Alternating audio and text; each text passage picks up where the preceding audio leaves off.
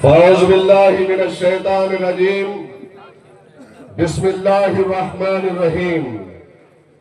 शेख नसीम पर तशरीफ फरमा। मजलिस इत्तेहाद उल मुस्लिमीन के मराठवाड़ा के सदर फिरोज लाला साहब, मजलिस इत्तेहाद उल मुस्लिमीन जिला नांदेड़ के सदर मिर्जा अमजद बेग साहब, नवाब साहब, मजलिस इत्तेहाद उल मुस्लिमीन उमरखेड़ के सदर जनाब इरफान साहब, मजलिस इत्तेहाद उल मुस्लिमीन जिला लातूर के सदर जनाब मोहम्मद अली साहब, मजलिस इत्तेहाद उल मुस्लिमीन भैंसा के रुकन बल्दिया अयूब अहमद साहब, अर्दापुर मजलिस इत्तेहाद उल मुस्लिमीन के रुकन बल्दिया एडवोकेट साहब जनाब सिराज साहब, अकबर सुलेमानी साहब, शेख नशीन पर तशरीफ फरमा। मजलिस कायदीन और जिम्मेदारान और आज के जलसे में मौजूद मेरे नौजवानों और पसे पर्दा बैठकर सुनने वाली मेरे इज्जत मां पर्दा नशीन मां और बहनों, आज के जलसा मजलिस इत्तेहाद उल मुस्लिमीन की जानिब से मुनक्कद किया गया है। ये एक इंतखाबी जलसा है। इंतखाबात के दौरान में कई सियासी जमातें आपके दरमियान में आकर अपनी जमात और अपनी जमात की खिदमात को आपके सामने रखती है, तो वहीं उस उम्मीदवार की खिदमात को आपके सामने रखती है।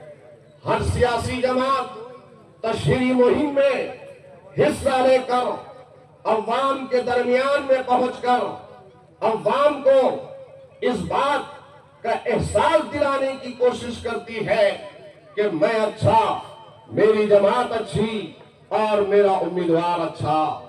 और हर सियासी जमात की ये कोशिश होती है कि आपके कीमती वोटों को हासिल। बीजेपी की बुनियाद अगर रखी गई हिंदुस्तान में तो बीजेपी की बुनियाद में उसके अगराज और मकासिद को बयान किया गया है। वो बीजेपी का उम्मीदवार आज मैदान में है और बीजेपी इस बात पर खुश है कि मुसलमानों में वोटों की तकसीम हो जाएगी तो बीजेपी आसानी से जीत कर निकल जाएगी। गौर करो कि आज ये इलेक्शन अहम क्यों है और इस इलेक्शन में आपके उम्मीदवार को जीतना क्यों जरूरी है। बीजेपी ने इस मुल्क में एक तारीख बनाई है, तो उस तारीख में मुसलमानों की बर्बादी है, उस तारीख में मुसलमानों का लहू है, तो उस तारीख में लुटती हुई उजड़ती हुई बस्तियां हैं, तो उस तारीख में कई ऐसे क़वानीन हैं कि जिन क़वानीन को आप पर लाद दिया गया है और उस क़वानीन को सिर्फ और सिर्फ बनाया गया है तो आपके खिलाफ में बनाया गया है। आजाद हिंदुस्तान की तारीख है कि इस आजाद हिंदुस्तान की तारीख में, इस जमहूरी हिंदुस्तान में अगर किसी समाज पर, किसी कौम पर जुल्म हो तो जुल्म की दास्तान लिखते लिखते लिखते शायद वो औराक कम हो जाएंगे, खत्म हो जाएंगी, लेकिन दास्तान खत्म नहीं होगी। और वो दास्तान लिखी गई है तो आप पर, मुझ पर, मेरे आबादात पर हमारी खत्म की वारदातें उसमें लिखी गई है। बीजेपी ने इस मुल्क में सबसे ज्यादा नुकसान किया है तो आपका और हमारा किया है, मुसलमानों का किया है। मेरी माएं, मेरी बहनों, आज बीजेपी का वो उम्मीदवार मैदान में है। कौन सी बीजेपी जो हिजाब और पर्दे को खत्म करना चाहती है। मेरी माएं, मेरी बहनें, गौर तो करो, गौर तो करो। वो दिन को याद करो कि जब पर्दे का हुक्म हो, तो पर्दे का हुक्म होते ही एक बाजार में एक मां अपने नौजवान लख्त जिगर के साथ में जा रही थी, तो हिजाब का हुक्म आया अल्लाह की तरफ से। तो एक पैगाम देने वाले ने रसूलुल्लाह सल्लल्लाहु अलैहि वसल्लम के पैगाम को लेकर निकला। तो वहां ऐसा नहीं था कि आज हुक्म आया है उसकी तामील कल से शुरू होगी। नहीं मेरे प्यारे मुसलमानों, जब कोई हुक्म आता था लब्बैक, असहाबे रसूल उसको लब्बैक कहकर उसी वक्त से उस हुक्म को बजा लाते थे।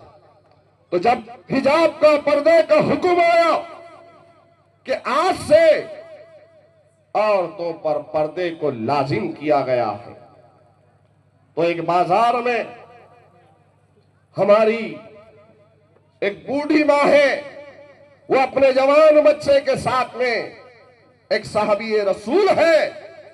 जब घोड़े पर बैठकर एक साहबी रसूल आए और कहने लगे कि एक पर्दे के निफास का हुक्म आया, तो उसने अपने जवान बच्चे को कहा कि बेटे जा इसी वक्त चादर लेकर आ, और आज और अभी इस हुक्म की तामील करना है। उस नौजवान बच्चे ने कहा मां अभी तो हुक्म आया है, अभी तो हम घर के बाहर हैं, हम घर जाकर पर्दा कर लेंगे। तो उस मां के उस तारीख के अल्फाजों को गौर से सुनो। उस मां ने कहा है कि रसूलुल्लाह सल्लल्लाहु अलैहि वसल्लम का पैगाम है कि खुदा न खास्ता घर जाने से पहले पहले अगर मैं फौत हो जाऊं, मैं मौत को गले लगा दूं, मैं मर जाऊं, तो कल अल्लाह की बारगाह में जाकर मैं नाफरमानों की फहरिस्त में शामिल नहीं होना चाहती। यह है असल में दीन। अरे ऐसे ही अस्हाबिकन नुजूम कुरान में नहीं कहा गया है। अरे ऐसे ही रसूलुल्लाह सल्लल्लाहु अलैहि वसल्लम ने नहीं कहा कि मेरे सहाबा सितारों के मालिक है, किसी एक की पैरवी कर दोगे फलाह को पहुंच जाओगे। मेरे प्यारे मुसलमानों, उस पर्दे को खत्म करने के लिए, उस हिजाब को खत्म करना चाहती है बीजेपी। तुम्हारी शरीयत में मदाखलत करते हुए शरई निफास का खात्मा, मुस्लिम पसल्ला का खात्मा करना चाहती है बीजेपी। तुम्हारी शहरियत को छीनकर डिटेंशन कैंपों में तुमको डालने की तैयारी की जा रही है, तो वहीं तुम्हारे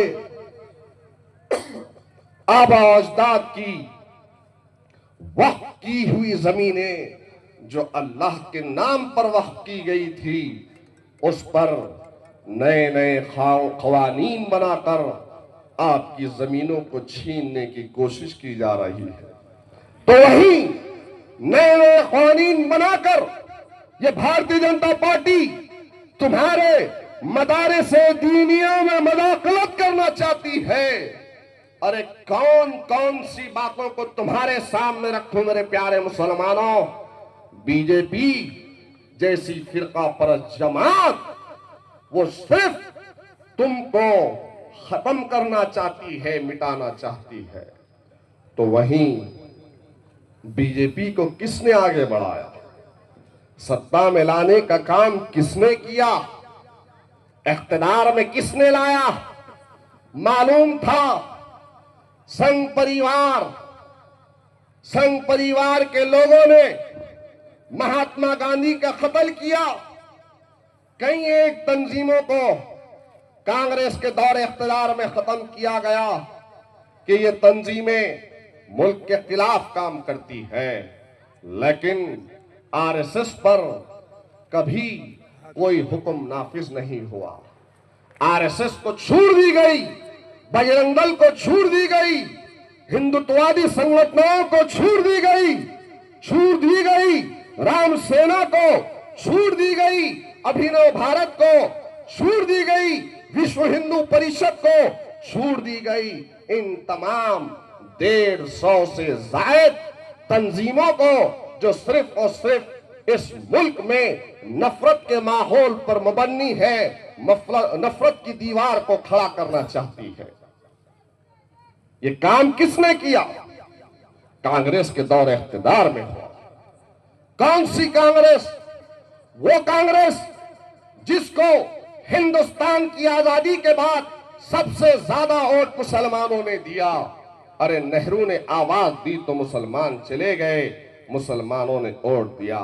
इंदिरा आई तो मुसलमानों ने उसका साथ दिया, राजीव गांधी आया तो उसका साथ दिया, सोनिया आई तो उसका साथ दिया, राहुल आया तो मुसलमानों ने उसका साथ दिया।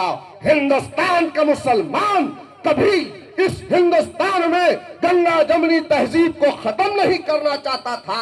हिंदुस्तान के मुसलमान ने हमेशा अमन का गहवारा इस मुल्क को समझा और कभी नहीं सोचा कि इस मुल्क में फिरका परस्त अनासिर का हम साथ दे, इस मुल्क में नफरत की दीवार को खड़ा करें।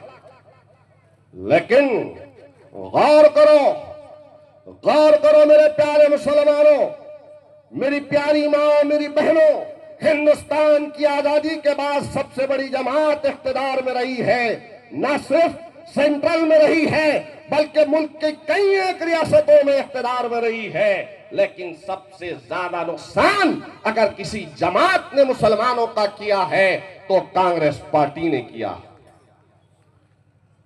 यह हकीकत है, इस हकीकत को तस्लीम किया गया है। और क्यों न तस्लीम किया जाएगा? एक तो होता है खुला दुश्मन और एक होता है आपके साथ रहकर आपकी पीठ में खंजर मारने वाला।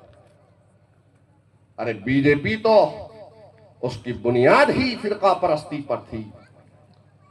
संघ परिवार का हेडक्वार्टर नागपुर में 50 बरस तक इस मुल्क के तिरंगे को लहराया नहीं गया, उसका तो क्या कहना। लेकिन विश्व हिंदू परिषद, आरएसएस, बजरंग दल, बीजेपी, शिवसेना, रामसेना, अभिनव भारत, जितनी फिरका परस्त तंजीमें इस मुल्क में जन्म दी है, उस तंजीमों को जन्म देने वाली कोक का नाम कांग्रेस पार्टी है। कांग्रेस पार्टी ने उन्हें दूध पिलाया, बड़ा किया। गौर करो, आज क्या हम समझते हैं कि कोई कमेटी अगर बनती है तो इंसाफ का तकाजा यह होता है कि उस पर अमल किया जाए। सच्चर कमेटी बनी तो उस पर अमल नहीं किया गया। रंगनाथ मिश्रा कमीशन बना तो उस पर अमल नहीं किया गया। महमूदुर रहमान कमेटी बनी, उस पर भी अमल नहीं किया गया। तो क्या तुम समझते हो कि इन कमेटीज को कांग्रेस के दौर इख्तिदार में बनाकर कांग्रेस क्या तुम्हारी बदहाली को, ज़बोहाली को, तालीमी पसमानदगी को, तुम्हारी इख्तिसादी जिंदगी को क्या खत्म करना चाहती थी? नहीं मेरे प्यारे मुसलमानों, कांग्रेस ने इन तमाम कमेटीज को बनाकर उनको अया कर बीजेपी को बताया कि तुमने जितना मुसलमानों का नुकसान नहीं किया उतना हमने किया है।